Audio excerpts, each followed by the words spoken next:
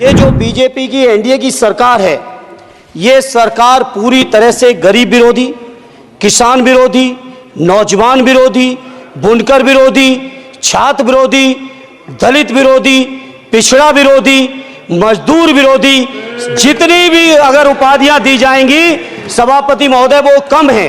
अरे छोड़िए यार, अबे कोई नोटिस नहीं लेता तुम्हें, छोड़ो कोई नोटिस नहीं लेगा तुम्हें। मेरा खुला आरोप है इस सरकार पर कि ये सरकार शिक्षा को प्राइवेट करके, शिक्षा को मुट्ठी भर उद्योगपतियों के हाथों में देके, शिक्षा को चुनिंदा लोगों के हाथ में देके, देश के 140 करोड़ जिसमें मैं समझता हूं 90% लोग गरीब हैं, उन गरीबों के हाथों से शिक्षा को छीनने का ये जो आपकी सरकार षड्यंत्र कर रही है। बहुत बड़े राष्ट्रभक्त आप बनते हो।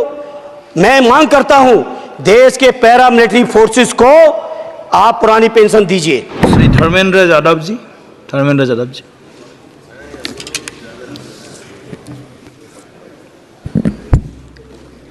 धन्यवाद सभापति महोदय।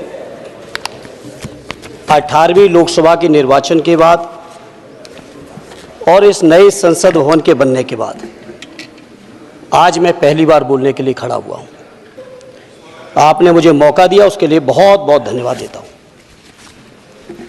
सभापति जी, सबसे पहले श्रद्धेय नेताजी को मैं नमन करना चाहता हूं, जिन्होंने अपने संघर्ष, अपनी हिम्मत, साहस और अपने पूरे जीवन की तपस्या समाज के उत्थान के लिए, देश और उत्तर प्रदेश की तरक्की के लिए और समाज के हर व्यक्ति की तरक्की और खुशहाली के लिए उन्होंने जो अपना पूरा जीवन समर्पित किया है, सबसे पहले मैं आपके माध्यम से उनको नमन करना चाहता हूं।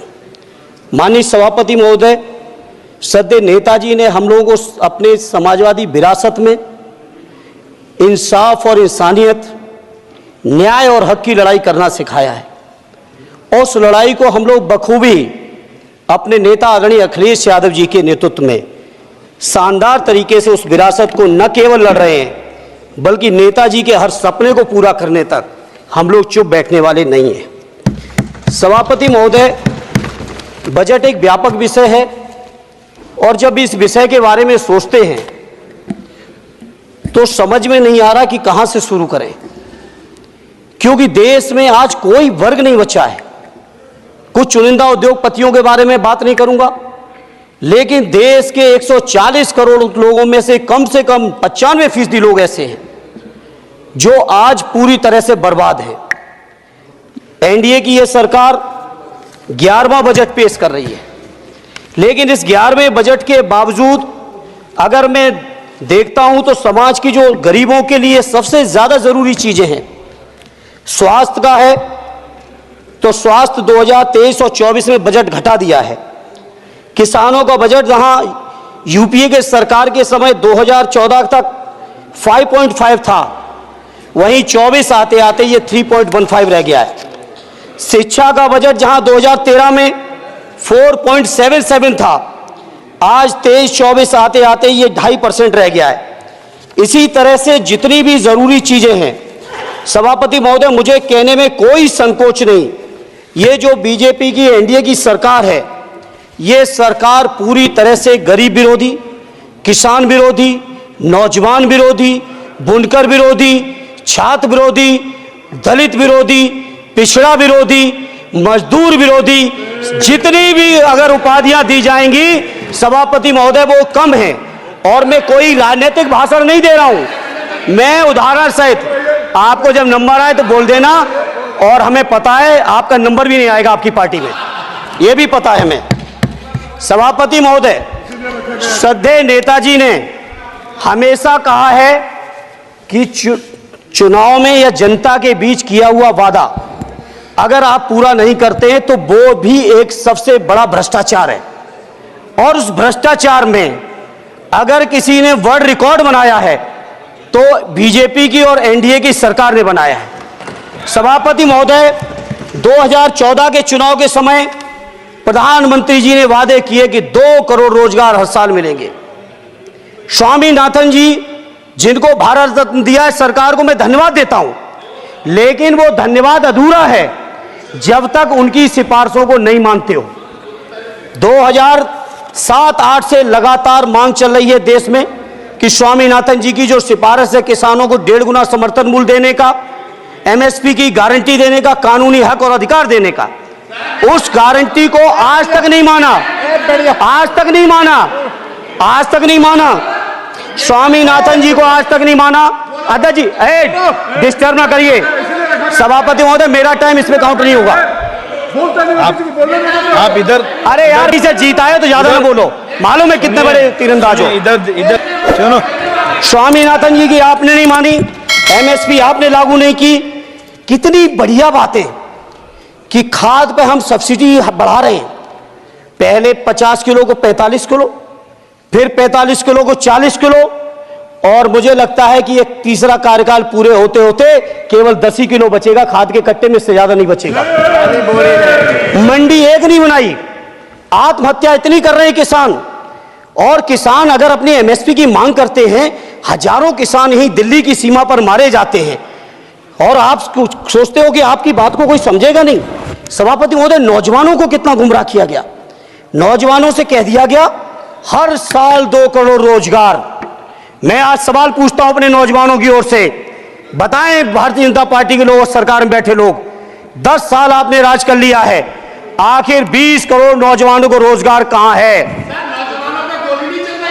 अरे छोड़िए यार, अबे कोई नोटिस नहीं लेता तुम्हें, छोड़ो कोई नोटिस नहीं लेगा तुम्हें। 20 करोड़ नौजवान के रोजगार का हिसाब कहां है? आज 11वें बजट में जब याद आई तो वो भी ट्रेनिंग की बात करते हो। मैं कहना चाहता हूं आईआईएम, आईआईटी के नौजवानों को रोजगार नहीं दे पा रहे हो। आप सोच रहे हो इंटर्नशिप के इस छोटे से सुगूफे से नौजवान खुश होंगे? देश के नौजवान खुश होने वाले नहीं है। सभापति महोदय, शिक्षा के मसले पर लगातार बजट घटाया जा रहा है, लगातार सरकारी शिक्षा कम की जा रही है, और ये बीजेपी की सरकार की लगातार प्रयास है कि नौजवान शिक्षित होंगे तो सवाल पूछेंगे। देश की जेएनयू से लेके, बीएचयू से लेके, एमयू से लेके जितने बड़े संस्थान हैं, सारे संस्थानों को बर्बाद कर दिया है। एक भी दलित, एक भी पिछड़े, कहीं आपका वाइस चांसलर नहीं है। लगातार जितने भी आपके professor, associate professor, assistant professor की नियुक्तियों में आरएसएस का जब तक कोई फंडामेंटल कोर्स नहीं करेगा, बेसिक कोर्स, तब तक उसकी नियुक्ति नहीं होगी। आप क्या सोच रहे हो देश नहीं देख रहा है नौजवान? यूजीसी का बजट लगातार कम किया जा रहा है। मेरा खुला आरोप है इस सरकार पर कि ये सरकार शिक्षा को प्राइवेट करके, शिक्षा को मुट्ठी भर उद्योगपतियों के हाथों में देके, शिक्षा को चुनिंदा लोगों के हाथ में देके, देश के 140 करोड़, जिसमें मैं समझता हूं 90% लोग गरीब हैं, उन गरीबों के हाथों से शिक्षा को छीनने का ये जो आपकी सरकार षड्यंत्र कर रही है, इसके लिए हम लोग इस मौके पे विरोध करते हैं। लगातार फीस बढ़ा रहे हैं, शिक्षकों की कमी है, रोजगार आप दे नहीं पा रहे हो, सामाजिक असमानता। सभापति महोदय, 2014 में जिस समय सरकार बनी थी एनडीए की, उस समय देश की जितने भी जो आर्थिक चीजें थी, जो वेल्थ थी, उसमें पिछड़ों की हैसियत 17% थी, 17%, और आज 10 साल की एनडीए की सरकार के बाद पिछड़ों की आर्थिक हैसियत हो गई है केवल 9%। मैं कहना चाहता हूं चुनौती के साथ, वित्त मंत्री अपने जवाब में बता दें, अनुसूचित जनजाति का एक भी व्यक्ति देश में अरबपति हो तो बता दो, एक भी अरबपति हो तो बता दो, एक भी दलित को अरबपति आपने बना दिया हो तो बता दो, एक भी पिछड़े को बना दिया हो तो बता दो। आप जवाब में दे देना, आप डेटा दे देना, आप डेटा दे देना, हमारी दबाव नहीं रुकेगी। सभापति महोदय, जब बीजेपी की सरकार, जब बीजेपी के लोग विपक्ष में रहे तो ओपीएस की बातें किए। 10 साल से आप सत्ता चला रहे हो, 11वां बजट पेश कर रहे हो, पूरा देश आज ओपीएस के लिए सरकारी कर्मचारी परेशान है, कहीं ओपीएस की चर्चा नहीं है, पुरानी पेंशन की कोई चर्चा नहीं है। सभापति महोदय, पुरानी पेंशन तो पुरानी पेंशन, हम मांग करते हैं, बहुत बड़े राष्ट्रभक्त आप बनते हो, मैं मांग करता हूं देश के पैरामिलिट्री फोर्सेस को आप पुरानी पेंशन दीजिए। मैं मांग करता हूं, आप राष्ट्रभक्त हैं ना, सीमा पे जो सुरक्षा कर रहे हैं, जो शहादत झेल रहे हैं, मेरी मांग है कि आप उनकी ओपीएस दीजिए। वो आप ओपीएस नहीं दे पाओगे। इसी तरह से सभापति महोदय, देश के अंदर बहुत से ऐसे संविदा कर्मचारी, एक से एक बढ़िया फार्मूला, अब कानूनन मंडल आयोग लागू हो गया तो कैसे पिछड़े दलितों को रोके? तो संविदा कर्मी, संविदा कर्मी की प्राइवेट कंपनी, प्राइवेट आपने आउटसोर्सिंग कर दी। आउटसोर्सिंग के कारण से देश के सारे दलित, सारे पिछड़े, सारे आदिवासी आपकी सेवाओं से बाहर हो गए। उनके पास कोई कानूनी हक नहीं।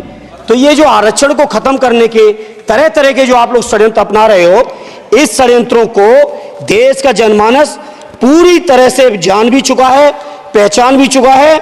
और इसीलिए उत्तर प्रदेश से तो आपको कर ही दिया है बाहर, देश से भी बाहर जल्दी करेंगे और हमारे साथी मिलकर दूसरे प्रांतों से भी बाहर करेंगे। इसी तरह सभापति महोदय, हम मांग करते हैं, आप सोचिए उत्तर प्रदेश अकेले के अंदर, देश के हालात मुझे नहीं पता और बदतर होंगे, अकेले उत्तर प्रदेश में 1000 से ज्यादा शिक्षा मित्र आत्महत्या कर चुके। सभापति महोदय, कोई सरकार के कान पे जूं नहीं रेंग रही है। किसान आत्महत्या कर रहे हैं, इन्हें कोई मतलब नहीं। अनुदेशकों को तनख्वाह नहीं मिल रही है समय से, कोई मतलब नहीं। आंगनबाड़ी महिलाएं परेशान हैं, इनको कोई मतलब नहीं। सभापति महोदय, आपकी आशा बहुएं, आपकी ये रसोईया महिलाएं, आपकी आंगनबाड़ी, पंचायत सहायक, रोजगार सेवक, मैं समझता हूं सभापति महोदय यहां बैठे हर सदस्य के पास इनके क्षेत्रों का ये डेलीगेशन जरूर मिलता होगा और मांग करता होगा कि कम से कम हमारा मानदेय बढ़ाया जाए, हमें स्थायी किया जाए। सभापति महोदय, इसके लिए सभापति महोदय मेरी पार्टी के किसी भी मेंबर से हम नंबर कम कर लेंगे, टाइम, मेरा टाइम बढ़ा दीजिए, बढ़ा दीजिए, कोई भी मेंबर हमारे लिए दे देंगे टाइम, हम लोग दे देंगे। इसलिए सभापति महोदय, इन सभी समस्याओं के इसलिए मैं आपसे कहना चाहता हूं कि इनका समाधान करिए, और नहीं समाधान करेंगे तो अभी तो बैसाखी पे बन गए, बिहार और आंध्रा को पैकेज देखे फिर देश में कितने राज्यों को पैकेज दे पाओगे। अरे वित्त मंत्री जी, उत्तर प्रदेश से आते हो, इतना भी हक नहीं कि पूरे बजट भाषण में एक बार उत्तर प्रदेश का नाम आ जाता। इतना अयोध्या से नफरत हो गई, अयोध्या से अवधेश जी क्या जीत गए, आप लोगों को इतनी नफरत हो गई कि एक भी उत्तर प्रदेश का एक बार भी नाम नहीं आया। सभापति महोदय, इसे मैं आज इस मौके पर सभापति महोदय देश के गरीबों, किसानों, नौजवानों, व्यापारियों, बुनकरों सभी की ओर से कहना चाहता हूं, यह बजट देश विरोधी बजट है। कुछ समस्याओं के लिए सभापति महोदय संवेदनशीलता के साथ मैं कहूंगा सरकार को विचार करना चाहिए। श्रद्धेय नेताजी जब रक्षा मंत्री थे, उन्होंने व्यवस्था दी थी कि देश के अंदर जो भी सैनिक शहीद हुए उनको ससम्मान उनके घरों पे जाके राष्ट्रीय सम्मान के साथ उनकी अंत्येष्टि हो।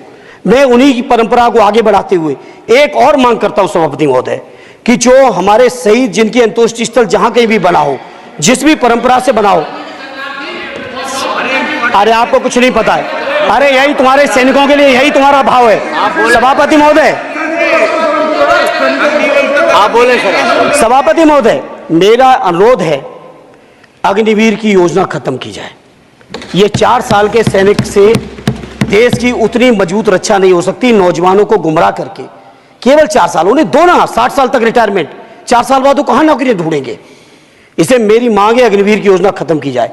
साथ ही साथ मेरी एक मांग और है कि जो शहीदों की शहादत स्थल है उसको शहीद स्थल के तौर पर डेवलप करने के लिए केंद्र सरकार को अतिरिक्त बजट देना चाहिए। मैं नहीं समझता हूं इसमें किसी को कोई दिक्कत होनी चाहिए। इसी तरह सभापति महोदय, बातें बहुत लंबी लंबी की जाती हैं, थोड़ा सा मैं अपने क्षेत्र के बारे में कहूंगा। आदरणीय हमारे नेता माननीय राममूर्ति वर्मा जी ने भी कहा है, माननीय लालजी वर्मा जी ने भी, जो बाढ़ की समस्या है, जो समस्या बिहार में है नेपाल से पानी छोड़ने की, वही समस्या उत्तर प्रदेश की भी है।